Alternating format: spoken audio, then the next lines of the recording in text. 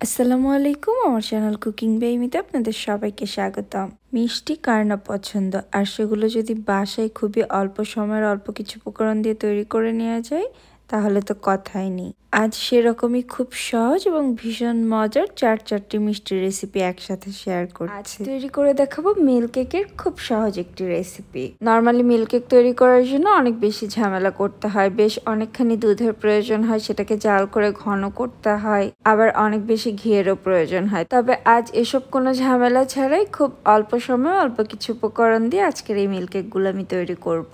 চাইলে কিন্তু এগুলোকে মিষ্টিও বলতে পারেন, যেটাই বলেন না কেন এটা খেতে অসম্ভব মজার হয়। আমি আশা করছি রেসিপিটা আপনাদের ভালো লাগবে। মিষ্টিটা তৈরি করার জন্য আমি চুলায় একটা প্যানে 1 লিটার ফুল ক্রিম তরল দুধ নিয়ে নিয়েছি। চেষ্টা করবেন ফুল ক্রিম দুধটা ইউজ করার জন্য, তাহলে মিষ্টির টেস্টটা অনেক বেশি ভালো আসবে। আর এখানে অবশ্যই কাঁচা দুধটা ইউজ করতে হবে। এখন দুধটাকে জাল করে নিব, তবে খুব বেশি সময় এটাকে জাল করব না, কারণ এই 1 লিটার দুধ দিয়ে ছানা তৈরি করে নিব। শুধুমাত্র দুধে একটা বলক আসা পর্যন্ত এটাকে জাল করে নিব, তবে মাঝে মাঝে এটাকে নেড়ে নেড়ে জাল করতে হবে যেন দুধের উপরে সর না পড়ে। দুধে সর পড়ে গেলে সেই দুধ দিয়ে ছানাটা ভালো হয় না। দুধে বলক চলে এসেছে, এখন আমি চুলার আঁচটাকে বন্ধ করে দিচ্ছি আর দুধটাকে 1 মিনিটের মতো হালকা একটু নেড়ে নেড়ে ঠান্ডা করে নিচ্ছি। সাথে সাথে ছানা কেটে নিলে সেই ছানাটা অনেক সময় শক্ত হয়ে যায়। আমি এটাকে একটু নেড়ে নেড়ে ঠান্ডা করে নিচ্ছি, তা না হলে এভাবে রেখে দিলে দুধের উপরে সর পড়ে যাবে। 1 মিনিটের মতো এটাকে ঠান্ডা করে নিয়েছি। এখন লেবুর রস দিয়ে আমি ছানাটা তৈরি করে নিব। আমি এখানে 3 টেবিল চামচের মতো লেবুর রস নিয়ে নিয়েছি। সম্পূর্ণ লেবুর রসটাকে একবারে দিয়ে দিব না, অল্প অল্প করে দিয়ে দুধটাকে নেড়ে নেড়ে ছানাটা তৈরি করে নিব। যদি ছানা তৈরি হয়ে যায় তাহলে এর ভিতরে সম্পূর্ণ লেবুর রসটা দেওয়ার প্রয়োজন নেই, যতটুকু প্রয়োজন হবে ঠিক ততটুকুই দিতে হবে। আমি এখানে সম্পূর্ণটুকুই ইউজ করেছি, তবে আপনাদের কম বা বেশিও লাগতে পারে।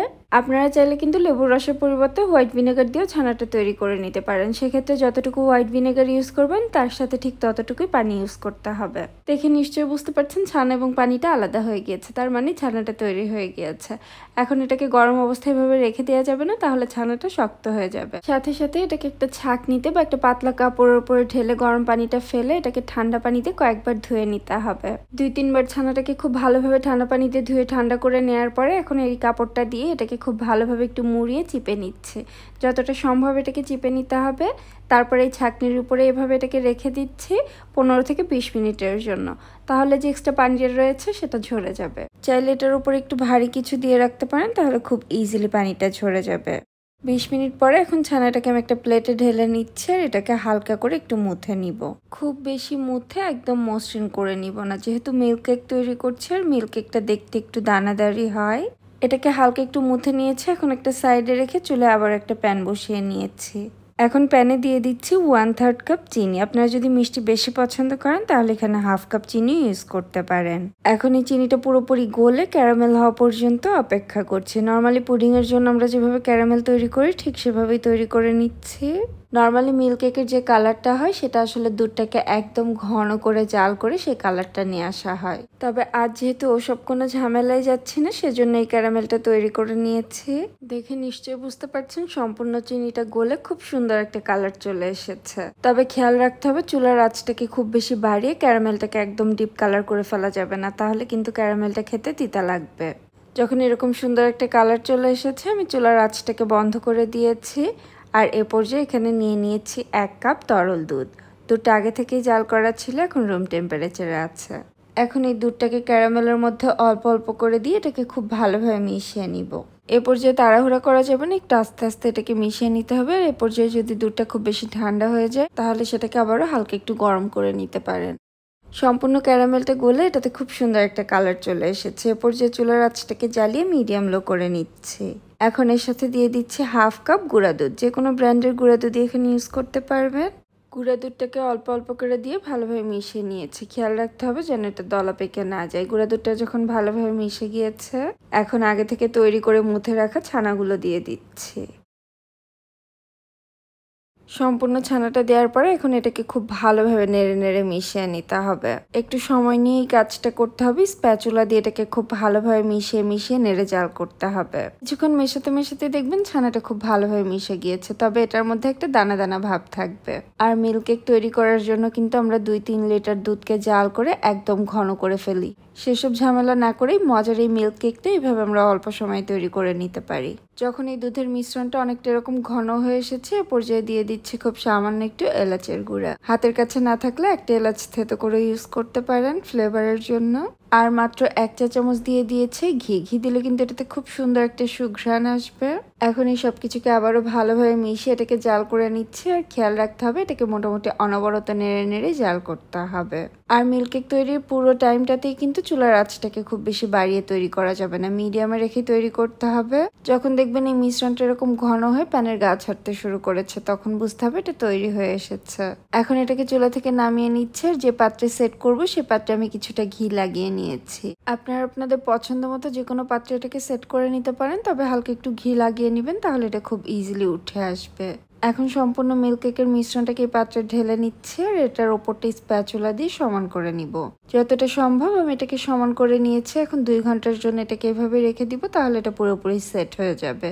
2 ঘন্টা পরে ফিরে এসেছে, এটা কিন্তু এখন পুরোপুরি সেট হয়ে গিয়েছে। এখন আমি এটাকে আমার পছন্দ মতো সাইজে কেটে নিচ্ছি। আপনারা আপনাদের সুবিধা মতো বা পছন্দ মতো যে কোনো সাইজে এটাকে কেটে নিতে পারেন। অসম্ভব মজার হয় মিল্ক কেকটা। অথেন্টিকভাবে তৈরি করা না হলেও এভাবে কখনো যদি না ট্রাই করে থাকেন, অবশ্যই একবার হলেও ট্রাই করতে পারেন। আশা করছি আপনাদের অনেক বেশি ভালো লাগবে। অল্প সময় তৈরি করা হলো এই মিল্ক কেকের কালারটা যেমন অনেক বেশি সুন্দর এসেছে, আর এটার ভেতরে খুব সুন্দর একটা দানাদার টেক্সচারও এসেছে। মুখে দেওয়ার সাথে সাথে দেখবেন একদম মুখের মধ্যে মিলিয়ে যাচ্ছে। খেতে এত বেশি মজার হয় যে কেউ খেয়ে আপনার প্রশংসা করতে বাধ্য হবে। আমার বাসায় তো সবার এটা খুবই পছন্দ হয়েছে। আর আপনারা যদি রেসিপিটি ট্রাই করে থাকেন, আমাকে কমেন্ট সেকশনে জানাতে ভুলবেন না আপনাদের কেমন লাগলো। আমি মিল্ক কেকগুলোকে কেটে নেওয়ার পরে উপরে কিছুটা বাদাম দিয়ে এটাকে একটু গার্নিশ করে নিচ্ছি দেখার সৌন্দর্যের জন্য। এটা অপশনাল, দিতে চাইলে দিতে পারেন, না দিলেও কোনো সমস্যা নেই। আজ তৈরি করে দেখাবো একদমই ইউনিক একটি মিষ্টির রেসিপি। এটাকে কটন মিল্ক ক্যান্ডি বা মিল্ক ক্যান্ডিও বলতে পারেন, যেটাই বলেন না কেন এটা খেতে অসম্ভব মজার হয়। আর তার থেকেও মজার ব্যাপার, মাত্র 2টি উপকরণ দিয়ে মিষ্টিটা তৈরি করে নেওয়া যায়, চুলা জ্বালানোর ঝামেলা ছাড়াই। মাত্র 10 মিনিটে আপনারা এই মিষ্টিগুলো তৈরি করে নিতে পারবেন। খুবই অল্প সময়ে অসাধারণ এই মিষ্টির রেসিপিটি বাসায় একবার হলেও ট্রাই করবেন। আশা করছি রেসিপিটি আপনাদের খুবই ভালো লাগবে। এখন চলে যাচ্ছে পুরো রেসিপিতে। প্রথমে একটা বড় বলে আমি নিয়ে নিচ্ছি 1.5 কাপ গুঁড়া দুধ।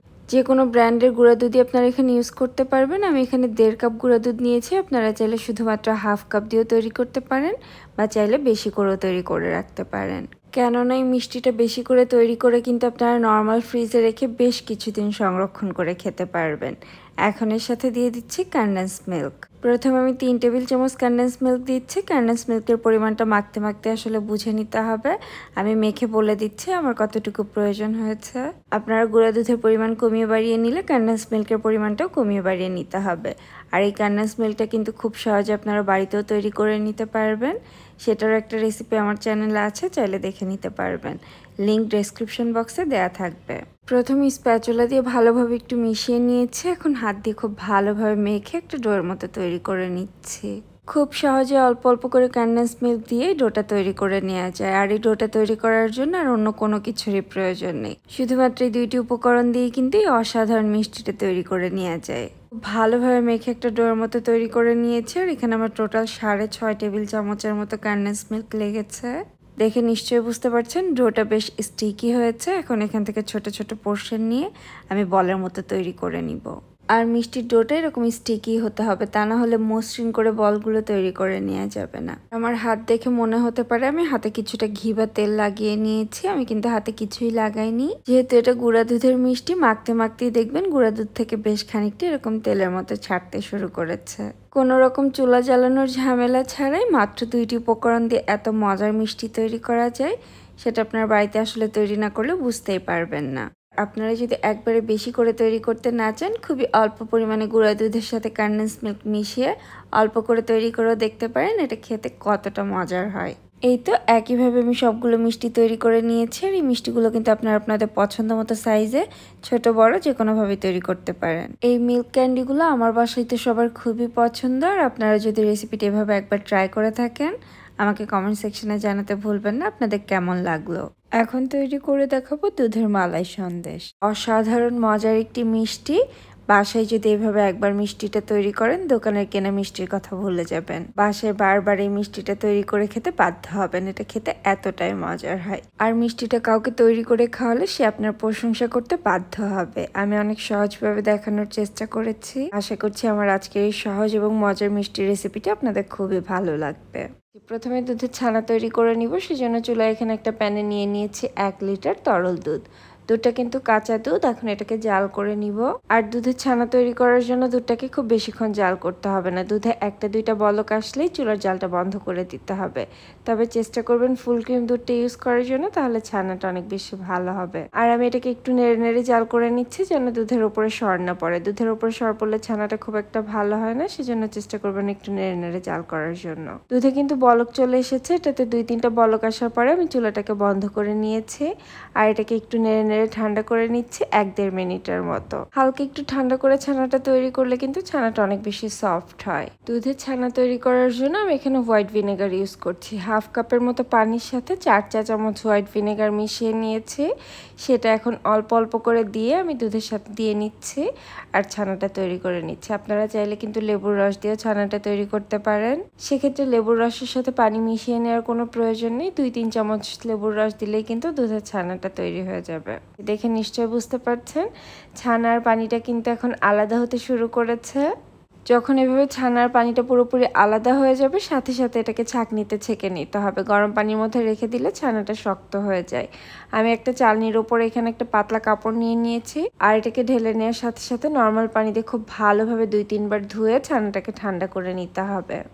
2-3 বার খুব ভালোভাবে ধুয়ে এটাকে পুরোপুরি ঠান্ডা করে নিয়েছি।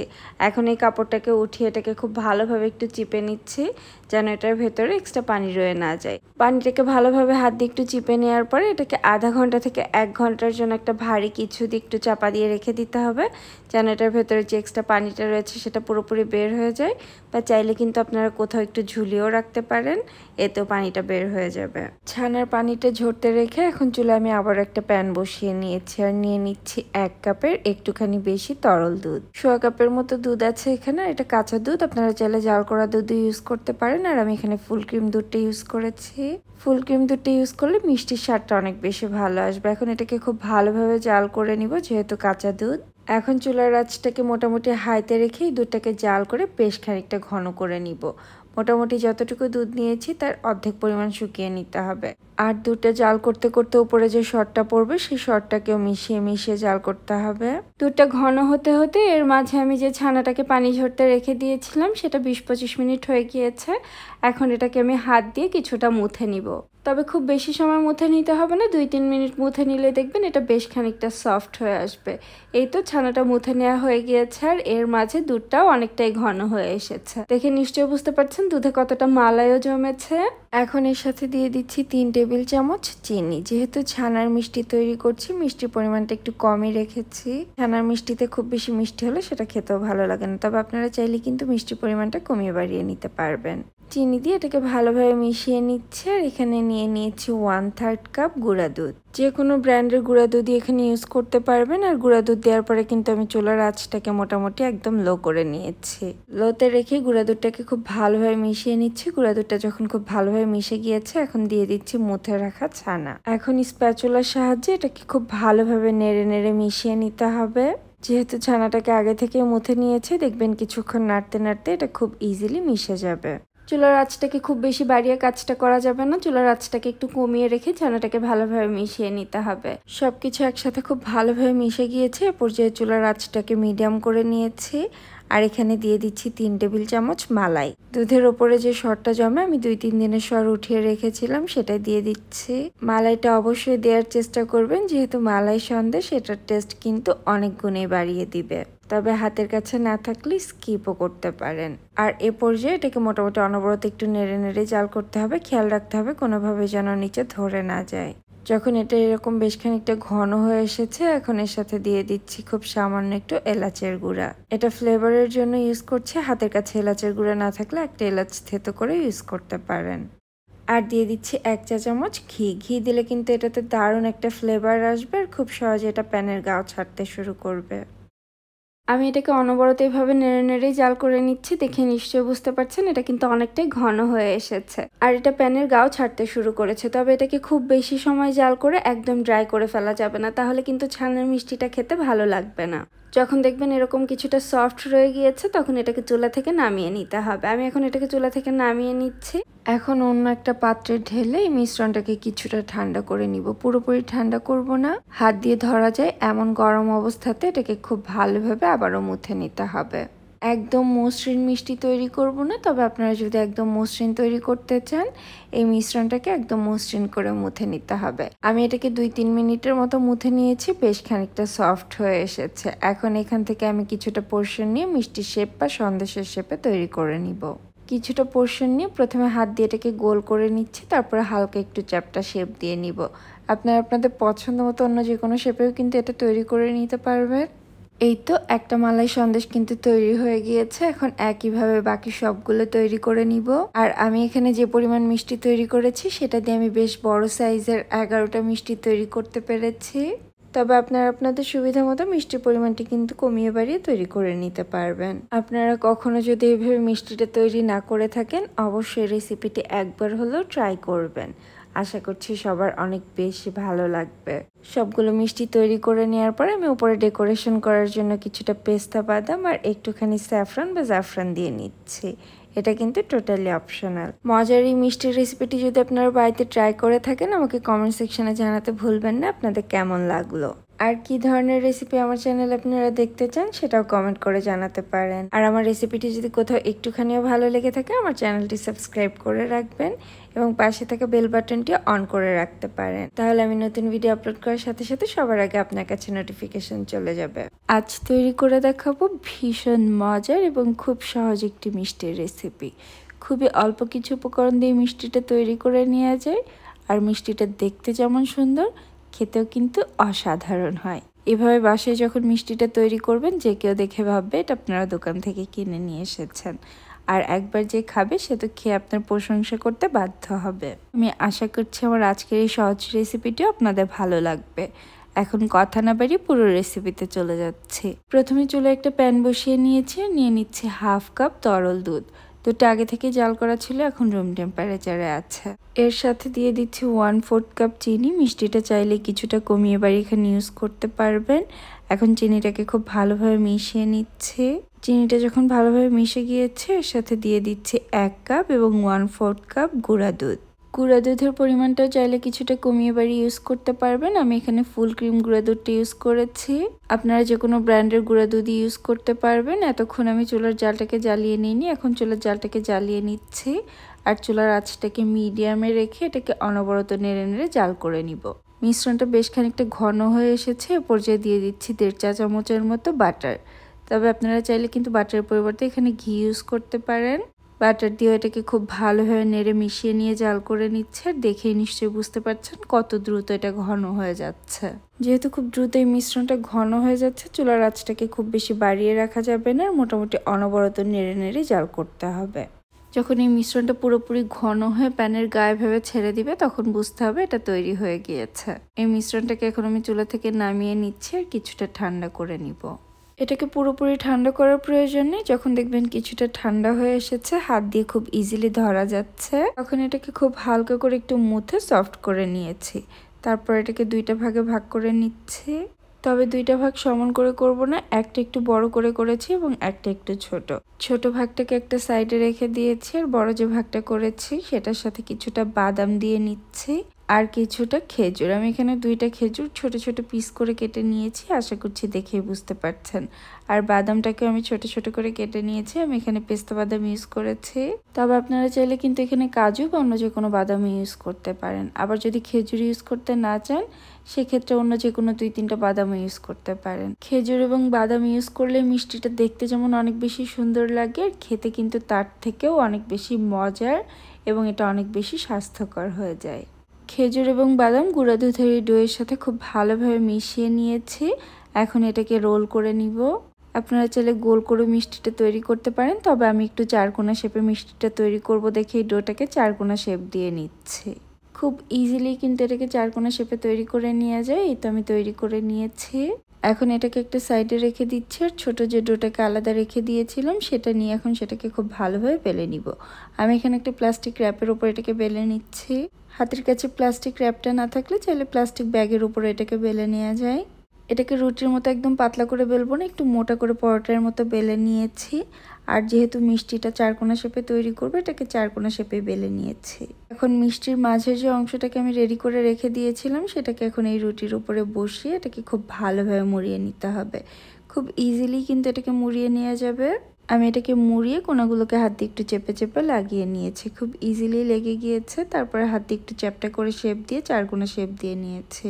এখন এই প্লাস্টিক র্যাপ দিয়ে এটাকে ভালোভাবে মুড়িয়ে কমপক্ষে আধা ঘন্টা থেকে 1 ঘন্টা নর্মাল ফ্রিজে রেখে দিব। এতে মিষ্টিটা পুরোপুরি সেট হয়ে যাবে। আমি এই মিষ্টিটাকে চারকোনা শেপে তৈরি করছি, সেজন্য আপনাদের এভাবে তৈরি করতে হবে এমনটা নয়। আপনারা চাইলে এটাকে গোল বা 3 কোনা শেপেও তৈরি করে নিতে পারেন। যেভাবেই তৈরি করেন না কেন এটা খেতে কিন্তু অসাধারণ হয়, আর তৈরি করে বেশ অনেক দিন পর্যন্ত নর্মাল ফ্রিজে সংরক্ষণ করেও রেখে দিতে পারবেন। 1 ঘন্টা পরে এটাকে আমি ফ্রিজ থেকে বের করে নিয়ে এসেছি, আর কেটে একটু দেখিয়ে দিচ্ছি ভেতরটা কত সুন্দর হয়েছে। আর আমার আজকের রেসিপিটি যদি কোথাও আপনাদের একটুখানিও ভালো লেগে থাকে, প্লিজ আমার চ্যানেলটি সাবস্ক্রাইব করে রাখবেন এবং পাশে থাকা বেল বাটনটিও অন করে রাখবেন। তাহলে আমি নতুন ভিডিও আপলোড করার সাথে সাথে সবার আগে নোটিফিকেশন আপনার কাছে চলে যাবে। যেহেতু গুঁড়া দুধের মিষ্টি তৈরি করেছি, খুবই অল্প সময় এটা তৈরি হয়ে গিয়েছে। এটা খেতে যেমন বেশ মজার, আর বাদাম ইউজ করার কারণে কিন্তু এটা অনেক বেশি স্বাস্থ্যকর হয়ে গিয়েছে। কেটে নেওয়ার পর দেখে নিশ্চয়ই বুঝতে পারছেন এগুলো দেখতে কতটা সুন্দর লাগছে আর খেতে কতটা মজার হয়, সেটা আপনার বাড়িতে তৈরি করলেই বুঝতে পারবেন। রেসিপিটি একবার হলেও ট্রাই করতে পারেন, আর ট্রাই করলে কেমন লাগলো আমাকে কমেন্ট সেকশনে জানাতে ভুলবেন না। আজকের মতো এখানে বিদায় নিচ্ছি, আবার নতুন কোনো রেসিপি নিয়ে চলে আসবো। সে পর্যন্ত সবাই অনেক বেশি ভালো থাকবেন আর আমাদের জন্য দোয়া করবেন। আল্লাহ হাফেজ।